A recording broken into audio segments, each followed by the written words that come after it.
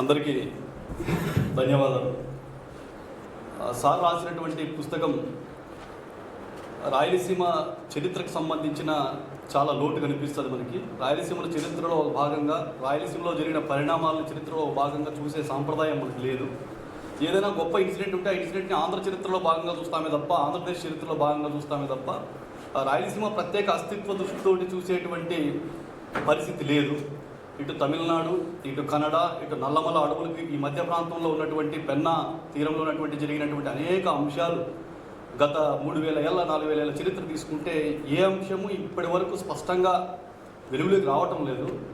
రాయలసీమ చరిత్రని నిర్దిష్టంగా ప్రాంతీయ దృష్టితోటి ఒక క్రొనలాజికల్ ఆర్డర్లో ఉంచడానికి, ఆ రకంగా రాయడానికి అనేక అవకాశాలు, అంత స్కోప్ ఉన్నప్పటికీ కూడా ఆ వైపుగా మనం అడుగుడలేకపోయాం. ఎవడైనా ప్రాంతీయ దృష్టితోటి రాయడం కానీ మాట్లాడడం కానీ వింటే వాడిని సంకుచ దృష్టితోటి, విశాల దృక్పథం లేనివాడిగా భావించి ఎక్కడ మనల్ని చిన్న చూపు చూస్తారనేటువంటి ఒక ఇన్ఫీరియారిటీ రాయలసీమ రచయితల్లో, ప్రజల్లో, అందరిలో కూడా ఉంది. దానికి ఎగ్జాంపుల్ సమైక్యాంధ్ర ఉద్యమమే. ఆ ఉద్యమంలో పోకపోతే మనం ఏమైపోతామేమో, దేశభక్తి అదొక స్వాతంత్రోద్యమం లాగా అయిపోయింది. ఆ రోజు మనం అందరం కూడా పోవాల్సి వచ్చింది, పోయినారు, వచ్చాము. కానీ సార్ తీసుకున్నటువంటి అంశం రాయలసీమలో గతంలో రాసినటువంటి శబ్దభూమిలో 17, 18 శతాబ్దాలు అంటే 1700 నుంచి 1600 నుంచి జరిగినటువంటి పరిణామాలను అద్భుతంగా 200 సంవత్సరాల చరిత్రంతటిని మన హండియానంతపురం పాలేగాల యొక్క నిర్మాణానికి సంబంధించి, రాయలసీమలో పాలేగాల వ్యవస్థ గురించి, అప్పటి సామాజిక స్థితి గురించి చాలా అంశాలు చెప్పారు. కానీ ఇప్పుడు ఇంకొక అడుగు ముందుకు వేసి 1600 నుంచి 1500 నుంచి 1600 మధ్య జరిగినటువంటి 100 ఏళ్ల పరిణామాలు, అంటే ఈ 2 నవలలు జరిగిన తర్వాత మనకు తెలిసేది ఏంటంటే 1500 నుంచి 1700 వరకు జరిగినటువంటి ఒక 300 ఏళ్ల చరిత్ర అంతా కూడా మన కళ్ళకు కట్టినట్లుగా రాయలసీమ ప్రాంతీయ అస్తిత్వ దృష్టితోటి చెప్పారు. ఆ చెప్పే విధానం కూడా ఏదో రాజుల కోసమో లేకపోతే రాణుల కోసమో లేకపోతే చరిత్ర కాకుండా ఒక దళిత బహుజన వర్గాల రోల్ని క్రియేట్ చేసుకుంటూ దాంట్లో ముందుకు తీసుకొచ్చాడు. మీరు ఏ పుట తీసుకున్నా, ఏ పాత్ర తీసుకున్నా, ఏది తీసుకున్నా, మీరు ఆ నవల్లో కానీ ఈ నవల్లో కానీ వెనుకబడిన కులాలు, వెనుకబడిన ఏవైతే ఇంతవరకు చరిత్రకెక్కని సంఘటనలు ఏవైతే ఉన్నాయో, నిజానికి సారు చెప్పిన కొన్ని సంఘటనలే మీకు చాలా విచిత్రంగా అనిపించవచ్చు. మీరు చెప్పిన ఉపకథల్లో చాలా కథ, అట్లాంటివి కొన్ని వేల కథలు రాయలసీమలో ఉన్నాయి. నిజానికి ఆ సార్ నోటీసుకు రానివి, చెరువుల కోసం ఒక 100 చోట్ల మహిళలు త్యాగాలు చేసిన చరిత్ర మనకు కనిపిస్తుంది. కొన్ని వేల వీరగల్లులు కనిపిస్తాయి మనకి. ప్రతి ఊరికి ఒక వీరగల్లు ఉంటుంది, అదొక పెద్ద చరిత్ర. అక్కడ ఒక దళితుడో, ఒక బహుజనుడో బలి అయిపోయినటువంటి చరిత్ర మనకు కనిపిస్తుంది. మీరు కదిరి దగ్గర ఒక విలేజ్ ఉంటుంది, 2 కొండల మధ్య. మన శ్రీకృష్ణదేవరాయల కాలంలో చాలా కీలకమైనటువంటి ఒక తాడు కట్టి తాడు మీద నాట్యం చేసేటువంటి వాళ్ళని దొమ్మరు. ఒక దొమ్మర వనిత లోకల్గా పాలేగాడు, తలుపులా అని ఒక పాలేగాడు ఉంటాడు. ఆ దొమ్మరోళ్ళు వచ్చి మా ఇంటి దగ్గర హజారం ముందర నాట్యం చేయమని కోరతాడు.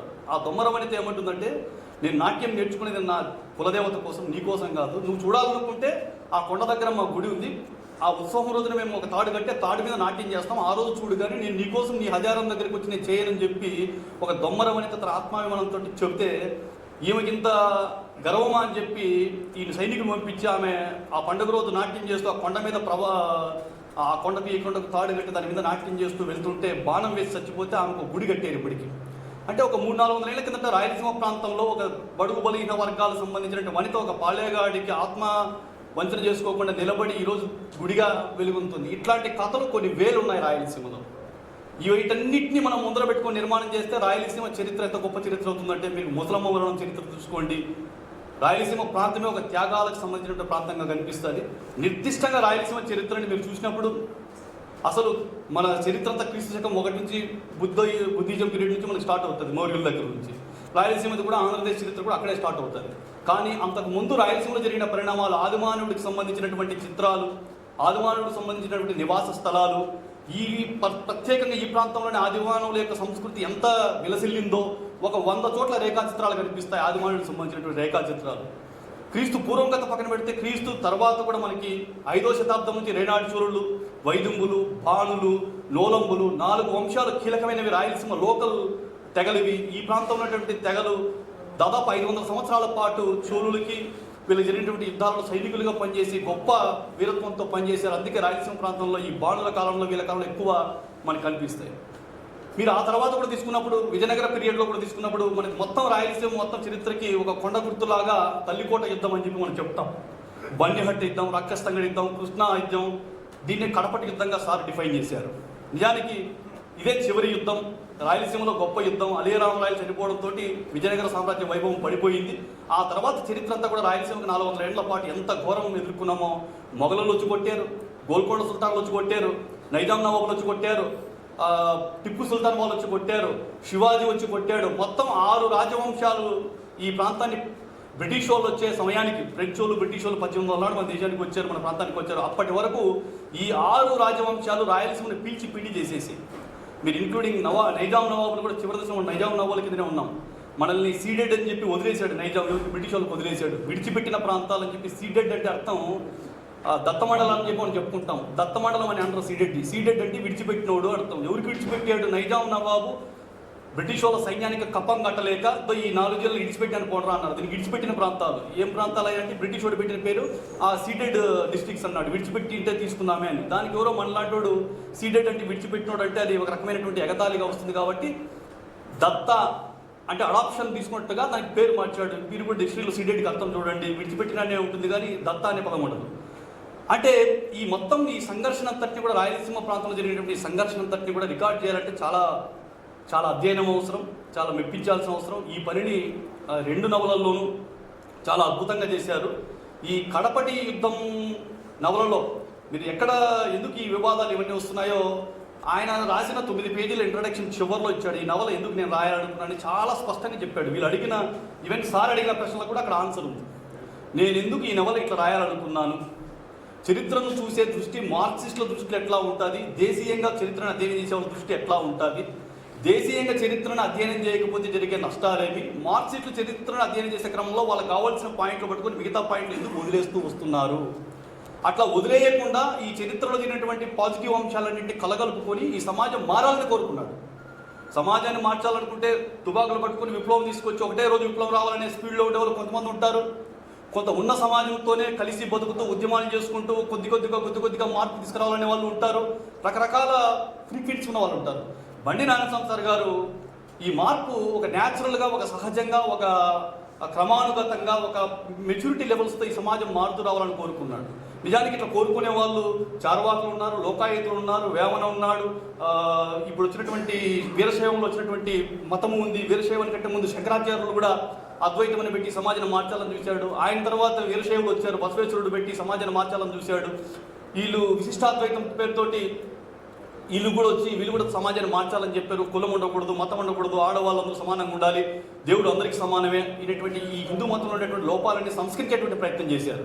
మీరు అంతెందుకు చివరి దశలో వేమన కావచ్చు, వీరబ్రహ్మం కావచ్చు, వీళ్ళంతా కూడా ఈ సమాజాన్ని మారుస్తూ వీళ్ళంతా దేవుడు లేడని చెప్పిన వాళ్ళు కాదు. ఏదో ఉంది, అంతరాత్మ బ్రహ్మ పరమాత్మ ఉంది, కానీ ఈ సమాజంలో మనుషులంతా ఒకటే అని వాళ్ళు వాదించి వచ్చారు. ఈ మార్పుని మనం తక్కువ అంచనా వేయడానికి లేదు. ఇది చరిత్ర పరిణామ క్రమంలో వచ్చినటువంటి మార్పుగా మనం స్వీకరించాలి. కాబట్టి ఈ మార్పుని మనం సారు అధ్యయనం చేసి ఈ నవల రాసే క్రమంలో అనేక ప్రోగ్రెసివ్ శక్తుల్ని, సమాజంలో ప్రశ్నించే శక్తుల్ని, సమాజంలో వెనుకబడిన వర్గాల శక్తుల్ని అనేక మంది దాంట్లో హైలైట్ చేసుకుంటూ వచ్చారు.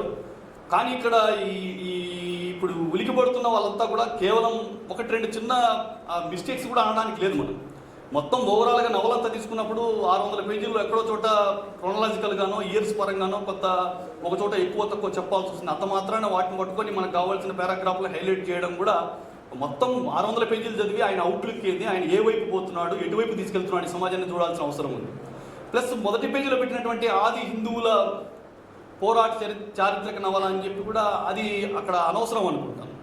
అది పెట్టడం వల్ల కూడా కొంత ఎక్కువ నెగిటివ్గా ఆలోచించే వాళ్ళకి ఎక్కువ ఫోర్స్ ఇచ్చినట్టుగా ఉంటుంది. నిజానికి ఈ కడపటి యుద్ధంలో పోరాడినటువంటి పోరాటకారులంతా ఆది హిందువులు అంటే మనం ఆది ఆంధ్రులు అంటే అత్యంత వెనుకబడినటువంటి పంచములు, దళిత వెనుకబడిన వర్గాల కిందికి ఆది హిందువులుగా మనం ఇప్పటికీ ఆది ఆంధ్రుల పల్లె అంటే మాలమాదిగల పల్లెకే ఆది ఆంధ్రులు అని చెప్పి మనం పేరు పెట్టి పిలుస్తూ ఉంటారు. ఇప్పటికీ ఓటర్ లిస్టులో ఆ గ్రామానికి ఆ పేర్లే ఉంటాయి.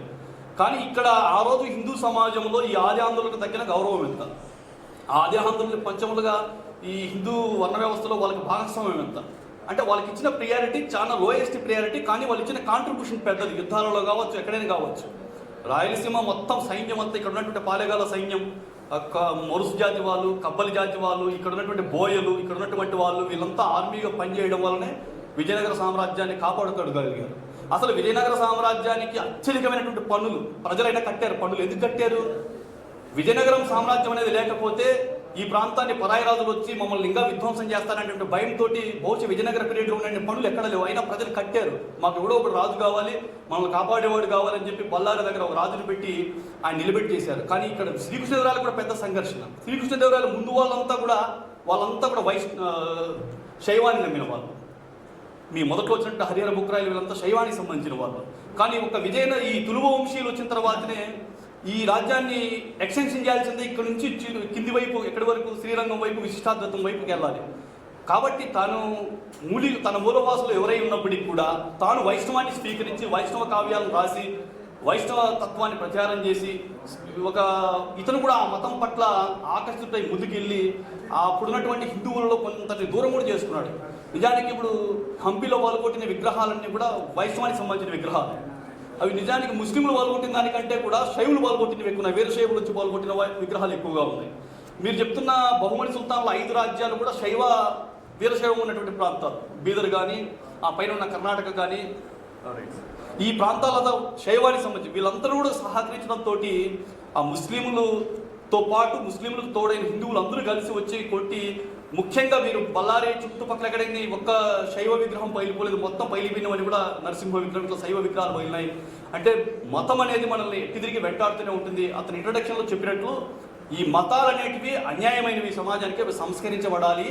ఆ సంస్కరించి గొప్ప మానవీయంగా మనుషులు ఎదగాలి. ఈ యుద్ధాలు వీటన్నిటి కారణం మతమే కారణమవుతోంది. ఈ మార్పు కూడా మన దేశీయంగా వచ్చేటువంటి మార్పులు స్వీకరించి మనం మారుతూ వెళ్ళాలి అనేటువంటి ఒక అవుట్లుక్ తోటి ఆయన రాశారు.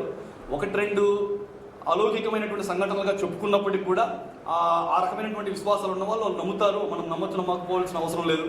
అట్లా 1-2 పాయింట్లు తీసేస్తే చరిత్ర నవలన్నప్పుడు ఈ వివాదాలు ఎట్లా ఉంటాయి. కానీ ఇప్పుడు నేను మార్క్సిస్టులు కూడా మనం అడిగేది ఏంటంటే, వేమన దేవుడు ఉన్నాడని ఆత్మ నమ్ముకోమని పరమాత్మ నమ్ముకోమన్నాడు, వీరబ్రహ్మం నమ్ముకోమన్నాడు. మరి ఎందుకు మనం కమ్యూనిస్టులు మార్క్సిస్టులు వేమన ఉత్సవాలు వీరబ్రహ్మ ఉత్సవాలు చేస్తున్నారు?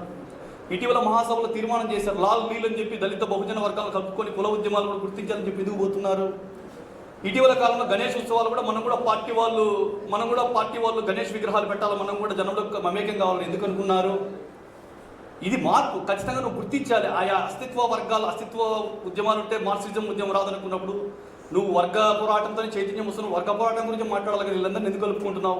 ఇది తప్పదు. నువ్వు కలుపుకోకపోతే చరిత్ర నిర్మాణం కాదు, ఈ సమాజం మార్చలేమని చెప్పడం అతని ఉద్దేశం. ఇది కొంత ప్యూర్ మార్క్సిస్టులుగా ఉన్న వాళ్ళకి కొంత ఇబ్బందిగా కూడా అనిపించవచ్చు. కానీ ఈ సమాజంలో అన్ని వర్గాలను కలుపుకోబోయే క్రమంలో మనం అన్ని వర్గాల ఎగ్జిస్టెన్స్ని, అన్ని ప్రాంతాల ఎగ్జిస్టెన్స్ని తీసుకుని ఒక విశాల దృక్పథంతో అందరం కలిసి ఈ మతమే లేని, ఈ గొడవలే లేని, ఈ ఉన్మాదాలే లేని గొప్ప సమాజం కావాలనే విషయాన్ని ఆయన క్లియర్గా చెప్పాడు. ఆ పోయే వేగం ఎట్లుండాలనే దాంట్లో అతను నడుస్తూ వచ్చారు. 1-2 చిన్న పాయింట్లు తప్ప మిగతా నవల నిర్మాణంలో కానీ, భాషలో కానీ, అతను తీసుకున్న సబ్జెక్ట్లో కానీ, ఈ ముఖ్యంగా డ్రై ఏరియాస్గా ఉన్నటువంటి రాయలసీమ ప్రాంతానికి సంబంధించిన అంశాలను ఆయన హైలైట్ చేస్తూ రాయలసీమ ప్రాంతాన్ని గురించి మరింత చర్చకు తీసుకొచ్చేటువంటి ప్రయత్నం చేయడం అభినందనీయం. ఇక్కడ ఉన్న వాళ్ళు మిగతా వాళ్ళు కూడా ఇతను 1700 వరకు లాక్కొచ్చాడు. 1800లో మన్రో వచ్చిన తర్వాత బ్రిటిష్ పీరియడ్ నుంచి ఏం జరిగింది అనేది ఒక గొప్ప నవలగా మనం రాసే ప్రయత్నం చేయొచ్చు. లేదు, క్రీస్తు శకం 5వ శతాబ్దం నుంచి 10వ శతాబ్దం వరకు రేనాటి చోళులు, వైదుంబులు, బాణులు, ఈ నోలంబులు, ఈ 4 రాజవంశాలు బేస్ చేసుకొని మనం రాయలసీమలో ఉన్నటువంటి నిర్మాణాన్ని ఇంకొక నవలగా రాయొచ్చు. ఈ వైపుగా రాయలసీమ ప్రజలందరూ అడిగేద్దాం, సారు యొక్క నవలను స్వీకరిస్తాం. ఏదేమైనప్పటికీ మనకి సరిపోని భావాజాలను కూడా ప్రేమతో స్వీకరించే సమాజం ఉండాలి. ఈరోజు 1-2 నీకు నచ్చిన అంశాలతో బహిష్కరిద్దాం అనేటువంటి మాటలు ఇది అప్రజాస్వామికం. ఇప్పుడు స్వామి గారు 1-2 చిన్న పాయింట్లు నీకు నచ్చలేదు కాబట్టి బహిష్కరించేస్తున్నావు. రేపు నేను మా ఊరు చెన్నకేశ్వరుడు చరిత్ర రాస్తాను, మా ఊరు శివపురాణం గురించి రాస్తాను, మా ఊరిలో దళితుల గురించి రాస్తాను, నువ్వు ఇది రాస్తాను కాబట్టి నిన్ను బహిష్కరిస్తాం, నీ బుక్ కాల్ చేస్తాం అనేది ఇది ఏ అభ్యుదయం చెప్తుంది? ఏ ప్రగతిశీలకం చెప్తుంది? ఈరోజు బండినారాయణ సంసార పుస్తకాన్ని నువ్వు అనంతపురంలో బహిష్కరిస్తామంటే రేపు సాధారణ ఐడియాలజీతో బుక్కులు రాసే వాళ్ళు బతికిస్తారా మీరు?